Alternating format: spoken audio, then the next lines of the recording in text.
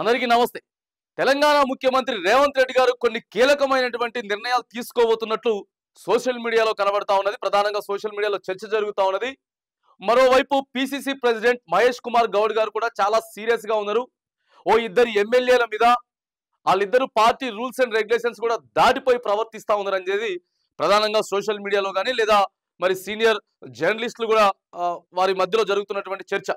ప్రధానంగా చూసుకున్నట్టయితే పటాన్ చెరువు ఎమ్మెల్యే గూడెం మహిపాల్ రెడ్డి, ఆ తర్వాత వచ్చి ఖైరతాబాద్ ఎమ్మెల్యే దానం నాగేందర్, వీళ్ళిద్దరు కూడా బీఆర్ఎస్ పార్టీ మీద బీఆర్ఎస్ బీఫామ్ మీద గెలిచి కాంగ్రెస్ పార్టీలోకి వచ్చిన తర్వాత మరి కాంగ్రెస్ పార్టీలోకి వచ్చిన తర్వాత కాంగ్రెస్ పార్టీ రూల్స్ ఏవైతే ఉన్నాయో దాని ప్రకారం నడుచుకోవాలి కానీ వాళ్ళు ఇష్టానుసారంగా కాంగ్రెస్ పార్టీ అధిష్టానం చెప్పేటటువంటి మాటలు కానీ గైడ్ లైన్స్ కానీ ఏవి పాటించకుండా వాళ్ళు ఇష్టానుసారంగా వ్యవహరిస్తా ఉన్నారు అనేది మరి వాళ్ళిద్దరు అభిప్రాయానికి వచ్చినట్టు ఒక కీలకమైనటువంటి నిర్ణయం కూడా తీసుకోబోతున్నట్లు మరి సోషల్ మీడియాలో అయితే ప్రధానంగా చర్చ జరుగుతూ ఉన్నది.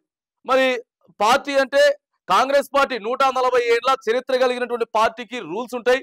కాకపోతే వీళ్ళు పార్టీ మారిన తర్వాత మేమే వస్తాం సార్ అంటే పార్టీలోకి తీసుకున్నాం కానీ వచ్చిన తర్వాత ఎలాంటి నిర్ణయం కూడా వీళ్ళు చేసేది ఏది కూడా అసలు కాంగ్రెస్ పార్టీ మంత్రులను కూడా వీళ్ళు లెక్క చేయట్లేదు. వీళ్ళు కాంగ్రెస్ పార్టీ ఎమ్మెల్యేలుగా మారారంటే మంత్రులతో సఖ్యతగా ఉండాలి, కానీ ఏ రోజు కూడా మంత్రులతో సఖ్యతగా ఉన్నట్లు కానీ మంచిగా మాట్లాడినట్టు కానీ ముఖ్యమంత్రి రేవంత్ రెడ్డి గారు చెప్పినట్టు విన్నట్టు కానీ ఎక్కడ కనపడట్లేదు అనేది ప్రధానంగా కాంగ్రెస్ పార్టీ కార్యకర్తలే మాట్లాడుకుంటా ఉన్నారు.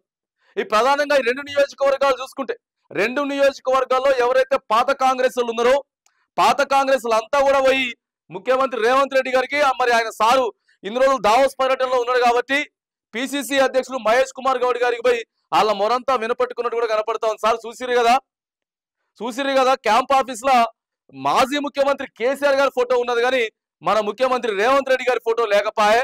మరి ఎందుకు ఫోటో పెట్టలేదు అని అంటే మా ఇష్టం, పెడితే పెట్టుకుంటాం లేకపోతే లేదు అన్నట్టు వాళ్ళ వ్యవహార తీరు మీరు చూసిరు కదా. ఇప్పటికైనా సరే మీరు చర్యలు తీసుకోకపోతే ఇప్పటికైనా సరే మరి మీరు క్రమశిక్షణ సంబంధించినటువంటి శాఖ నోటీసులు ఇవ్వకపోతే మేమంతా కూడా రాజీనామా చేస్తాం, పార్టీకి మా పార్టీ సభ్యత్వాన్ని కూడా రాజీనామా చేస్తాం అన్నట్లు చాలా టఫ్ ఫైట్ నడుస్తున్నట్టు కనబడతా ఉంది రెండు నియోజకవర్గాలలో.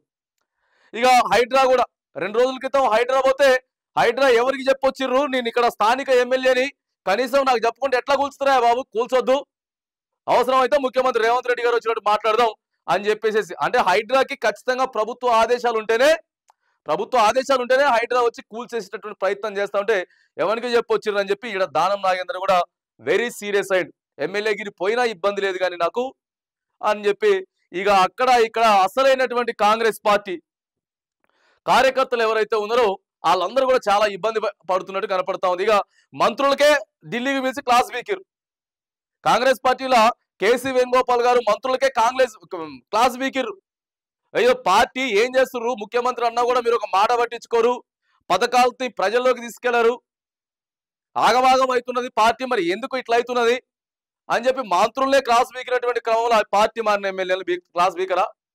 ఏదేమైనా కానీ మరి ఇద్దరు ఎమ్మెల్యేలను మాత్రానికి ప్రధానంగా బీఆర్ఎస్ నుంచి వెళ్ళి కాంగ్రెస్ లోకి మారినటువంటి ఎమ్మెల్యేలు ఎవరైతే ఉన్నారో వీరిద్దరితో పాటు కూడా మిగతా 8 మంది ఎమ్మెల్యేలు ఎవరైతే ఉన్నారో వాళ్ళని కూడా మీ ఇష్టం అయితే ఉండుండ్రి, లేకపోతే పీకురు, ఉంటే ఉండుర్రి లేకపోతే పోండి, కానీ మా దగ్గరకు వచ్చిన తర్వాత మేం చెప్పినట్టు వినాల్సిందే, మా రూల్స్ అండ్ రెగ్యులేషన్స్ ఏవైతే ఉన్నాయో అవి వినాల్సిందే అని చెప్పి ఇక రేపు 26న పథకాలు ఇవ్వబోతా ఉన్నారు, పథకాలు స్టార్ట్ చేయబోతా ఉన్నారు. ఆ తర్వాత గణతంత్ర దినోత్సవ వేడుకల అనంతరం మరి ఎప్పుడైనా సరే ఏ క్షణమైనా సరే ఇద్దరి మీద చర్యలు తీసుకోపోతా ఉన్నారు. వెళ్తే వెళ్ళిపోండి కానీ ఉంటే చక్కగా ఉండండి, అంతేగాని మీరు పార్టీని ఇబ్బందులు పెట్టి కార్యకర్తలను ఇబ్బంది పెట్టి మీ వల్ల మొత్తం రాష్ట్రంలో ఉన్నటువంటి రాష్ట్ర పార్టీ మొత్తం కూడా ఆగమాగం అవుతున్నది. మీ గురించే చర్చ జరుగుతూ ఉన్నది.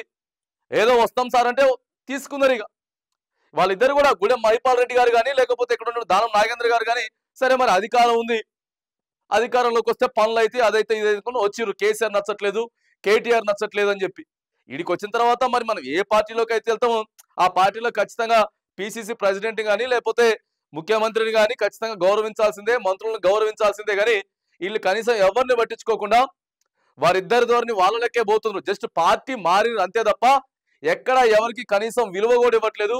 మంత్రులకు కానీ ముఖ్యమంత్రి గారికి కానీ పార్టీ అధ్యక్షుడికి కానీ ఎవ్వరికి కూడా వీళ్ళు చేయకుండా ఇష్టానుసారంగా పోతా ఉన్నారు. ఇక ఇప్పుడు ఏంది కథ అని చెప్పి మాట్లాడితే మా ఇష్టం వచ్చింది మేము చేసుకుంటాం అని చెప్పేసి అని అంటా ఉన్నారు. సో ఇదంతా కూడా సోషల్ మీడియాలో పెద్ద రచ్చగా మారిపోయింది, పెద్ద వివాదాలకు దారి తీసుకుంటా.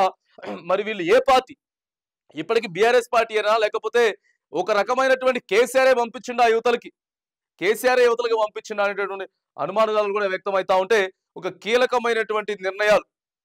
మరి వీళ్ళిద్దరిని కూడా మీకు ఇష్టమైతేనే ఉండుండ్రి, లేకపోతే వెళ్ళిపోండి అని చెప్పి సీదా మరి అతి త్వరలోనే మరి ముఖ్యమంత్రి రేవంత్ రెడ్డి గారు కానీ లేకపోతే పిసిసి ప్రెసిడెంట్ కానీ మరి చెప్పే అవకాశాలు అయితే ఉన్నాయా, లేకపోతే చర్చలు జరిపి మరి మీరు ఉంటే ఇగో ఇలా ఖచ్చితంగా ఇలా పనిచేయాలని చెప్పి మరి వాళ్ళతో కూర్చోబెట్టి మాట్లాడి సార్ట్అవుట్ చేసి మరి వీటన్నిటిని కూడా క్లియర్ చేసేటటువంటి ప్రయత్నం చేస్తారా ఏంటి అనేది మరి కొద్ది రోజుల్లోనే మనం చూడబోతా ఉన్నాం.